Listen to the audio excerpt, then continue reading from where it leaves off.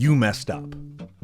Bad. So imagine this. You're a game developer and you've been working on the sequel to your most popular game for years. The original was a hit, players loved it, sequel's looking even better. And eventually, you drop it. But instead of celebration, your once anticipated game is now on the brink of failure because of a mistake you made. Revenue plummets. Your game drops out of the top 200 charts in weeks. People at the company are quitting their jobs, and not because of a money issue, but because of shame. Giving public apologies and disappearing from the internet forever. Other companies that have nothing to do with your game are making public statements promising they never do what you did. Fans are harassing other fans with explicit content just for saying that they like your game. Which, oddly enough, that last one's unfortunately pretty normal for the internet. But not like on this, not on this scale. Well, that scenario was a real one that actually happened to someone. And it makes you wonder what kind of catastrophic mistake was made to cause this level of consequences. Like, it's gotta be bad, right? There's something wrong with the gameplay itself? No, game's fine. Was there a marketing issue? Did they say women belong in the kitchen by accident? No. Were they canceled for getting caught stealing other employees' breast milk? Which is a real one, by the way, and again, thank God no. They did probably the most benign thing possible, and it cost them everything. I like my bitches red bone, ass flat, jello, light skin, yellow, iced out, hello, I'm the king of New York, mellow, black hair by the Regis and pillow, ask around niggas know me, I'm a year boy, you know me. Alright, so I'm gonna be real with you. You're up for sale, like currently, like right now. No, like literally, I could buy you like a f***ing sausage McMuffin. You ever get stuff like spam calls, spam emails, or texts, you know, like this? Because I'm 90% sure the DMV doesn't send you text messages from a Hotmail email account. This is all happening because digital you is getting passed all around the internet like a f***ing Netflix password. Your name, phone number, address. In some cases, literally your Netflix password, all being traded by data brokers. Meaning your personal data is getting sold on who knows where, peoplelooker.com or something, I don't know, leading to all that spam you get. And in even worse case scenarios, identity theft. Now, despite being a YouTuber where I talk about my entire life, I personally like being incognito, at least when it comes to my data. But that is not the case, apparently. They got all my shit. But that isn't a problem anymore with this video sponsor, Incogn. Incogn is a service that goes to these data brokers and kills them. Well, they don't kill them. Upon request, data brokers have to get rid of your data. And Incogn does that for you on a wide scale. In fact, I literally tried it. Incogn took one click and they found almost 100 sources of where my information was, and they started on the process of getting rid of it. I'm checking now and it's even more. Like, bro, you can scroll through and they can literally show you all the places where people could find you. That was my actual address and my old phone number and my current one. Now I don't have to worry about my stuff being on sites like People Looker. That's an actual site. Well, thankfully, it's gone thanks to Incogn. But that's not all. See, Incogn also now has its new unlimited and family unlimited plan that has their custom removal feature, which means exactly what you think it does. You can literally point to any sketchy people search site or website that has your personal information on it, and Incogn will, you know, it is an amazing tool to get your privacy back and not get random texts from the DMV Hotmail. So if you want your peace of mind like I finally have, go to incogn.com/CurtRichy and use code CurtRichy to get an exclusive 60% off. That's a damn good deal, you know what I'm saying? That's incogn.com/CurtRichy and use code CurtRichy to take your personal data off the market.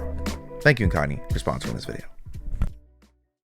Okay, so before we get into this, there's one word you need to understand to get where I'm about to go with this whole thing. To start, I need to explain the term gacha game. Oh God, of course it's a fucking gacha video, Jesus. Now, most of you probably already know what gacha games are, but for anyone watching who isn't chronically online, I have no idea how you found this video. So gacha games are typically free-to-play mobile games, sometimes with PC versions. But the term gacha doesn't describe the genre of game. A gacha game could be anything. Fantasy adventure like Genshin Impact by MiHoYo, turn-based RPG like Honkai Star Rail by MiHoYo, detective game, I don't know, man.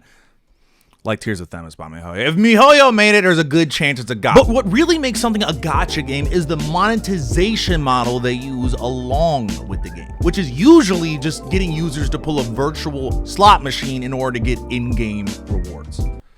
So it's gambling. Oh, no, Vibi, not at all.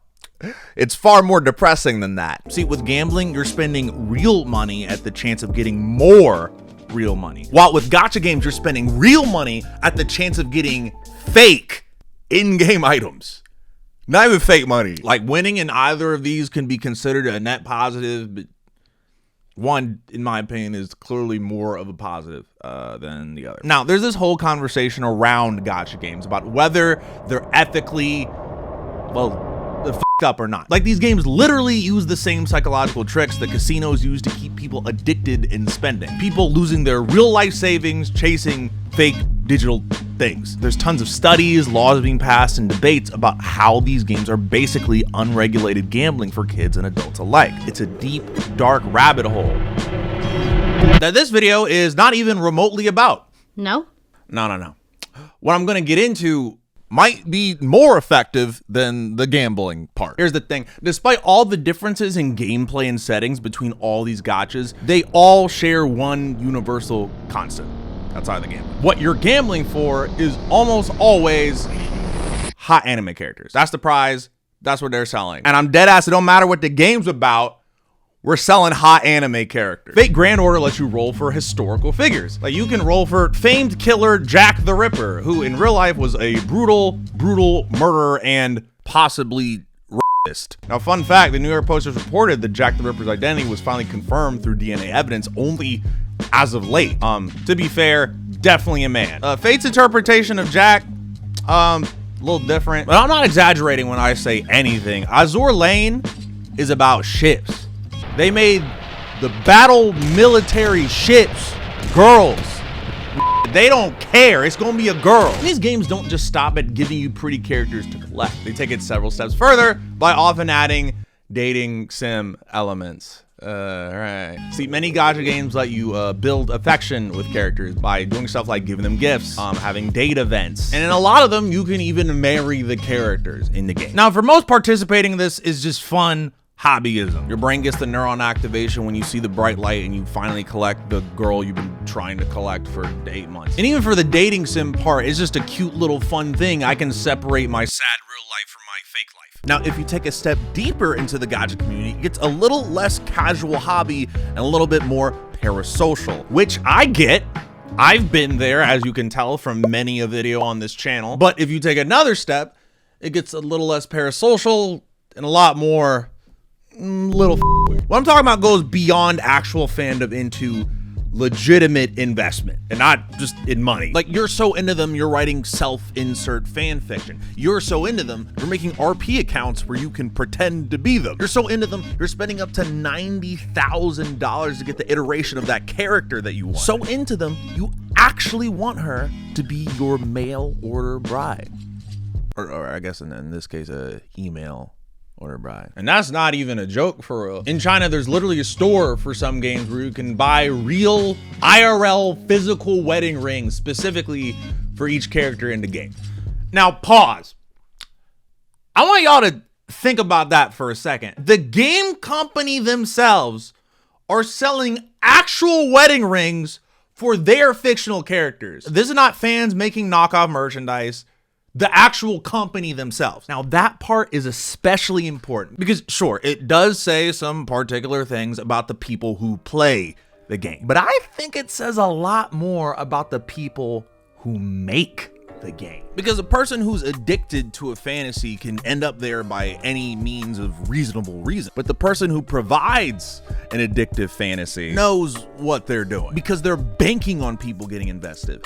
Quite literally, in fact. You wanting their character forever and always, that is what they want. To the point that their entire business model depends on their players feeling so connected to the characters that they'll spend obscene amounts of money to get them, upgrade them, dress them up, and marry them. Now, I want to make it pretty clear that this is not all necessary to say that I think gacha or games that attach you to the characters are bad. In fact, I've been sponsored by some of such games on this and other channels before. And I also indulge in said games sometimes too. The only thing stopping me from playing Nikkei, I'm gonna be real, is my reputation can't take another hit. But what I think is bad is that when the entity providing this fantasy is enabling it to a detrimental degree to gain profit. Like example, I love alcohol, big alcohol guy. It gives me the fantasy that I'm a well-functioning human being. And the person who provides that fantasy, like a bartender, isn't bad. However, the bartender becomes bad when they keep telling my drunk ass to keep paying for more drinks, even though I should definitely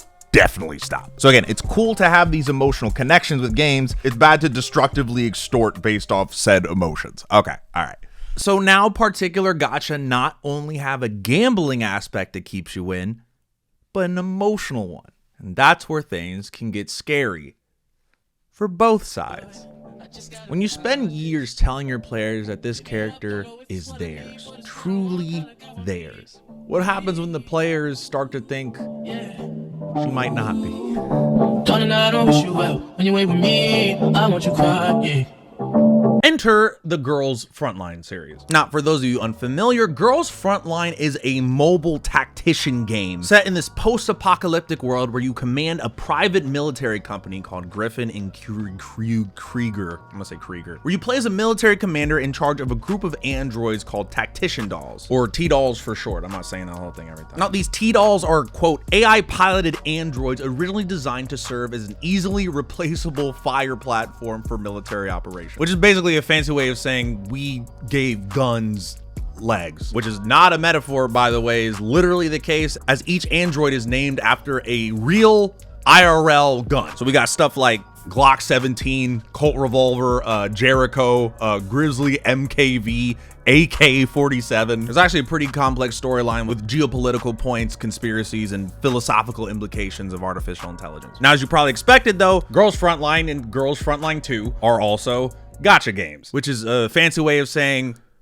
we gave guns boobs. So we have things like Glock 17, Colt revolver, Jericho, Grizzly MKV, AK-47. They're taking guns literally. Oh yeah, and it got fairly popular. It even has an anime adaptation with an English dub out.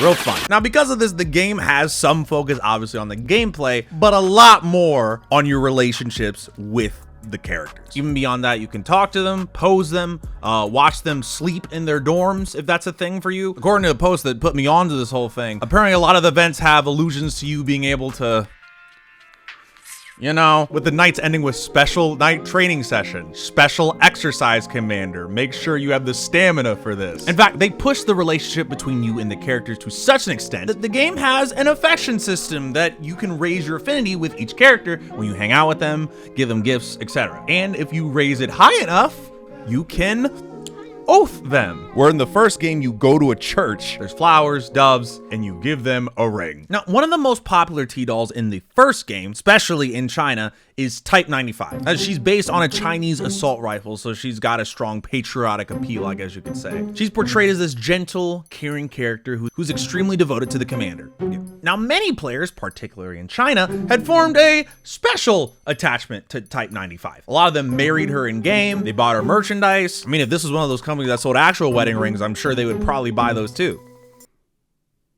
They'd invest not just money, but real emotional connection to this character. Now, come Girls Frontline 2, the sequel, it's set 10 years after the events of the first game. The setup is that your private military company is disbanded and all the T-dolls have all gone their separate ways. And when you reconnect with some of the old characters, a big part of the event content revolves around what these characters were doing during that 10-year time jump. And Type 95 has one of such storylines. Oh, and the second game decided to actually make them a tad bit more like actual women and give them real human names. So Type 95 goes by Diane. And what Diane was about to subject the player base to was allegedly so vile, so disgusting, such an egregious betrayal that would cause a complete meltdown among the Chinese player base. Because her story was NTR.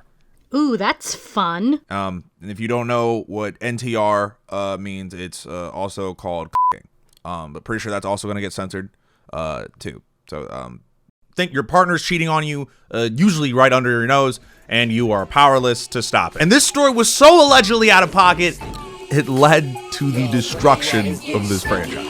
This is the infamous Raymond incident. Now, who the is Raymond?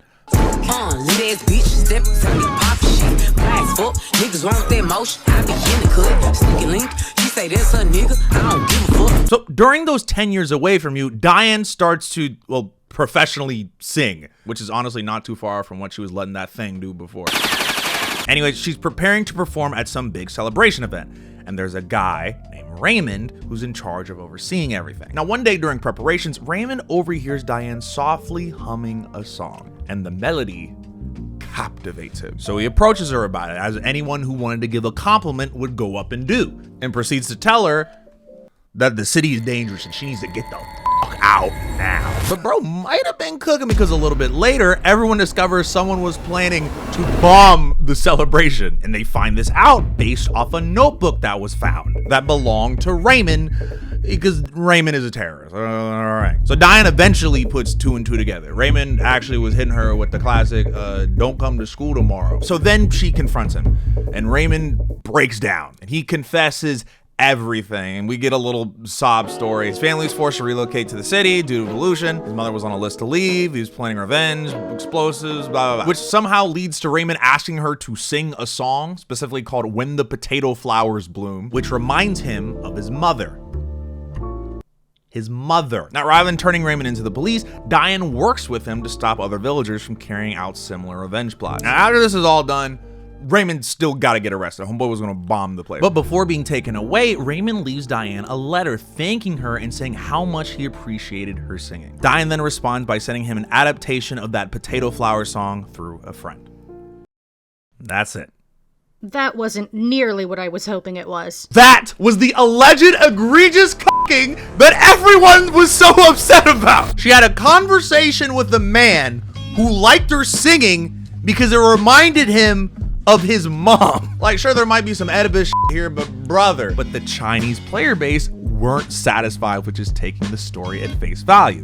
And this is where things get a bit wild. See, to them, the problem was twofold. First, the story felt ambiguous enough that they thought it was implying she wanted Raymond. And second, the player, that's you, wasn't mentioned at all during the storyline. The entire narrative focused on Diane and Raymond's mutual redemption with no reference to the commander during a 10-year time skip that the commander wasn't there for. Brother, what did you want her to do? Oh, you're a terrorist? Sorry, I have a boyfriend. Nick, what? What are you? But the player's absence was a major sticking point for the CN fan base. And to confirm their suspicions, some players dug into the closed beta test game files and voice data. And they found that in approximately 1.5 hours of Diane's voice lines, she mentions Raymond's name 66 times. And the player doesn't get mentioned once. In a 10-year time skip that the commander wasn't there for. But that's not even the worst part. Oh no. See, out of those 66 Raymond mentions, 50 of them were Diane calling him by a special nickname. And you know, to get everyone in a tizzy like this, it must have been something super intimate, right? I'm thinking like a sweetie, honey. For a reaction like that, Daddy is on the table. Bro, the nickname was Mr. Raymond.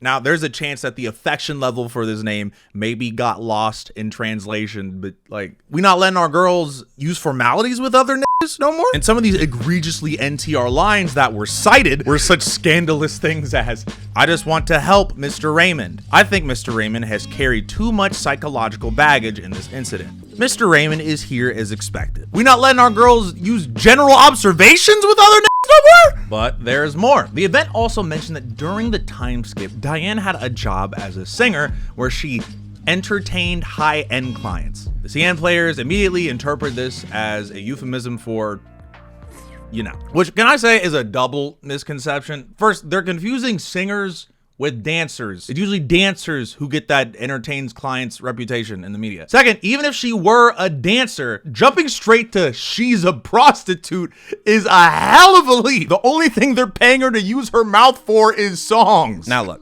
I don't know about y'all, but such a high level of despise in a response from an entire community over this didn't feel right. Like, with the information given, this is such a reach. There has to be something I was missing. Now, some CN players try to describe why this to them is justified, their feelings, which means you have to understand something about Chinese media and literature. I say as an American black man on the internet. I'm reading an article about this, by the way. They said this, not me. See, apparently there's this strong cultural expectation of unwavering loyalty in relationships. Like in Chinese TV dramas, if a male lead sacrifices himself or is presumed dead, the female lead will either never find another partner or will literally commit suicide to join him in the afterlife. And I'm not exaggerating. There are actual examples where a character will kneel for 500 years waiting for their partner to come back to life, or they'll jump off a cliff with their dead lover. Moving on is not an option. And I guess that expectation extends to fictional robot gun wives in Gacha games. And with that cultural difference in mind, I couldn't just listen to the story secondhand from someone who's telling me it. I needed to read it for myself. So after some looking, I found the literal, actual, roughly translated script of the entire event. And upon reading it, I do think they're tripping. Having read most of the lines now, I don't feel like there was anything necessarily romantic going on here. But to be fair, I only read it. What I didn't do was hear the spoken lines. And apparently, that's where a lot of things hit for people. According to Western fans who actually did understand Chinese and played it, to them, when spoken, it did indeed come off as romantic. In fact, allegedly, according to a comment that I could not find the source for, by the way, it said that the voice actor even mistook herself for speaking to the MC. Now, just in case I wanted to check this for myself, a CN player uploaded a minute-long compilation of her saying Mr. Raymond. Let's listen. 雷蒙先生，雷蒙先生，和雷蒙先生，雷蒙先生，雷蒙先生，雷蒙先生。 Okay, that does sound a little sexy, but I could just be racist. I don't know. Now let's be real. There is a cultural gap here, and within it, an actual debate on if this is NTR or not. But here's the thing. That debate doesn't fucking matter. Because, and I mean this as respectful as possible, seriously, who cares? Let's pretend this is the worst case scenario, right? Over 50. That's the number of wives you can have in this game. Homegirl is flirting with one dude while you have your arsenal of women you're loading your clips in, you know? And even beyond that, it's clear this wasn't their intent. This was in the closed beta. This is literally the test realm for these things. And besides, we are not oathing another one of the 50 plus women in the game. You can just remember, this is a game. No one should care this much. But that's not their fault. Because whether with intent or not, the makers of Girls Frontline 2 has created a culture where they want you to care this much. They develop these relationships so you care about the characters and buy the merch. But when you care about the characters to such a deep degree and these cultural expectations are involved, that could hurt. So the idea that Diane had moved on during those 10 years when the commander was gone wasn't just disappointing, it was unforgivable. And this wasn't just a few disgruntled players. This sparked a massive backlash with consequences far beyond what anyone could have expected. No, you can't.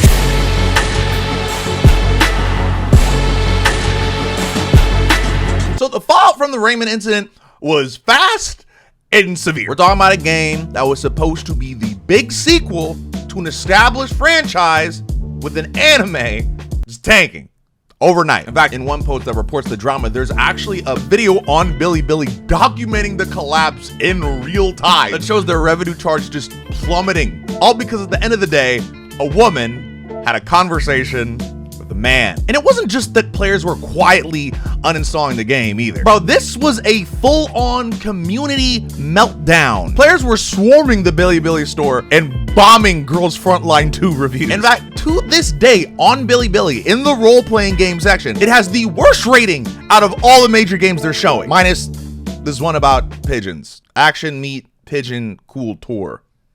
Bear in mind, this is Google Translate. A YouTuber named Inago, who actually plays Girls Frontline 2, made a video looking specifically at the Chinese player comments during this drama. And I have to show you some of these. Really, go and ask. There is no man in the world who is willing to spend money to support other people's wives. Mr. Raymond took it off while I wasn't paying attention. I took medicine afterwards. I just made a mistake that normal girls would make. Don't worry, the child is definitely yours. Can I apply for a refund if I'm a minor? 95 is innocent. In my heart, 95 is loyal, reliable, brave, and tenacious as a warrior. Now the character of Diane is just a character holding a 95 gun. You really treat the players as fools to make money. Go fuck yourself. Mr. Raymond, Mr. Raymond, Mr. Raymond, Mr. Raymond. I would rather see 95 sacrifice herself rather than become Mrs. Raymond, because she is not that kind of person. She cannot fall in love with a terrorist. She is a warrior who protects the people. This is not her. But even crazier, this wasn't just contained to the Girls Frontline 2 community. Word of this legendary c***ing spread across the entire Chinese gacha ecosystem. Players from almost every major gacha game started piling on, calling Girls Frontline 2 players green hats, with green hat being a specific Chinese insult for, you know, yeah. The reputation was so damaged that Girls Frontline 2 permanently became branded as the NTR game. In fact, you can literally go on Reddit today and find posts like, I still don't understand why people call GFL2 an NTR game. Like, yo. And it wasn't just players from other gacha games jumping on this either. It was game developers from other gacha games jumping on this. Snowbreak, another gacha game, publicly mocked the Micah team with a post that roughly translates to, what current players are angry at another company for doing, we will never do. Which is like, bro, who asked? The comments under that post were filled with Snowbreak fans piling on Micah and GFL2, continuing the whole, you know, narrative, which I actually find really interesting, and like I was saying earlier, says a lot about some of the gacha culture. See, this wasn't just an opportunistic marketing tactic from this other company. It's proof that this parasocial relationship is important to them. They actively reinforce this toxic idea that the connections the players have with these fake characters are meant to run deep, and that having their characters do something like speak to another man was not on the table for breaking their immersion. So the game's reputation in the toilet and revenue drying up, Micah team went into full panic mode. They knew they had to do something drastic to save the situation. So naturally the move was to rewrite Diane's story. And honestly, it should be an easy fix. There can't be any cucking if she's talking to a woman. Women don't like women. So they changed Raymond into a female character named Esther. But players weren't having it. Because of the Raymond thing, but also because of some anti-Semitic stuff, it's too much to get into right now. So they rewrote it a second time, removing the character entirely and scrapping most of the dialogue. But by then, the damage was already done, and players already knew the original story. So they rewrote a third time, and we're just like, they just removed the entire terrorist plot, basically saying none of this ever even happened. Now, after all this, the game director even released an official apology addressing the controversy. Like, bro, think about that. A game director had to publicly apologize because a fictional character in their game had a conversation with a man. And you know this hit them because in the original post, one of the things the devs mentioned they would work on are the people in the copyright team. Again, maybe this is a translation issue, but I feel like usually that means someone got put off the project. Perhaps the most disturbing part of this whole fiasco is what happened to Diane's voice actress. The Chinese VA for Diane was harassed so severely that she issued a public apology for voicing lines where she spoke to a man. And the Japanese voice actress got harassed so bad that she went completely radio silent. No one could hear from her, including the studio that hired her to voice Diane. She ghosted them. And what's even shittier is that she was still pretty new to the voice acting community. In fact, this role as a character in a gacha game at the time was being cited as her biggest role. As it says in the wiki, Girls Frontline can be considered to be her first major debut work. That is sad. And according to numerous posts, she's completely done with that side of the community. So a real person's career was effectively ended because a fictional character she voiced had a conversation with a man. New events in the game were then unvoiced for a period as they transitioned to a different voice actress. And it was clear that the ramification of this had echoed through the industry. The eastern side of it, at least. So as I mentioned earlier, Girls Frontline 2 was just released in China at the time, and the game had pretty much critically tanked and not recovered there since. But that did not stop the global release from happening, which happened a few months ago from this video being posted, and Girls Frontline 2 jumping back into the spotlight. What is a bitch in a miniskirt? A man in his feelings with bitter nerve. What is a woman that really hurt? A demon you better off killing her. All right, so you'd figure after all that, Girls Frontline 2 would probably be dead on arrival for the global launch. I mean, the game's reputation in China was cooked. They're the cut game, voice actresses are disappearing, devs apologizing, like, brother, it should be a wrap. But here's the thing about the internet. What absolutely destroys you in one corner of the world, don't mean shit in another. See, the global launch of Girls Frontline 2 happened in December 2024, and it ended up doing great. We're talking 20 million downloads in the first month. And the reason the posts I found came up is because Diane ended up coming back on the global stage, as it was time for her banner in the global game. And the Western player base didn't give a fuck. In fact, most people thought it was hilarious. Now, believe it or not, this didn't sit well with certain members of the CN community. See, they'd spent months establishing that anyone who played this game was a cock, and now here's millions of Western players just enjoying it. Some CN players commissioned NTR art of Diane to spam Western players with. They're DMing people who posted about liking Diane. I guess to, I don't know, prove a point. I don't know. But the Western players' response was basically what you expect. All right, free porn. Which real talk is a devastating counter. So the harassment campaign fizzled out pretty quick. To this day, Girls Frontline 2 is doing pretty good. In fact, they just launched a new character. It's not a promo, I'm just saying. I let her ruin my life, low-key. But that is not all. Do you remember when I mentioned Snowbreak? That was the game that threw shots at Girls Frontline 2? The company that publicly mocked Micah for the whole Raymond thing? The one who promised they never do what they did. Well, they did what they did.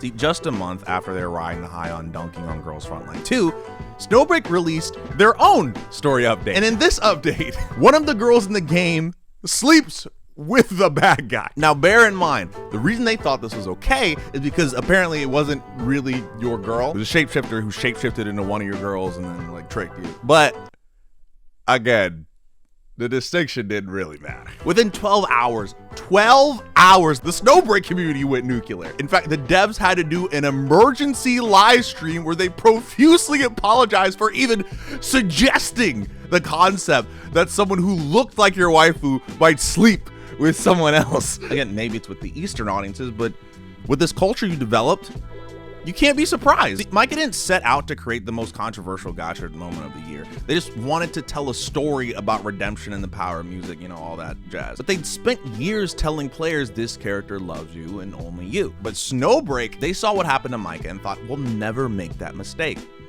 But they already made it. And it wasn't even the shapeshifter story. The mistake was fostering a culture where your players feel so much ownership over fictional characters that even a fake version of them doing something with one of them is unacceptable. I'm not one to judge anyone for how they engage with media. In fact, I have been that guy multiple times. You want to marry your gun waifu? Go for it, gang. But there's something deeply fascinating about the deeper parts of this industry that profits off of loneliness and parasocial relationships, and then suddenly have to deal with the consequences of loneliness and parasocial relationships. These companies wanted players who cared enough to spend thousands on fictional characters, and they got them. They wanted players emotionally invested in these relationships, and they got them. They just didn't realize those players would expect the same loyalty back. So in the end, the Raymond incident wasn't even really about Raymond. It's about what happens when the fantasy that these games sell meets even the slightest hint of reality. And the saddest part is, like I said, real people's careers ended over this. That's the thing about these types of parasocial relationships. The feelings might be one-sided, but the consequences aren't. And I'm not saying there's anything wrong with this type of fantasy, but when you double, triple, quadruple down about your waifu loving you forever, it might be worth mentioning what happens when forever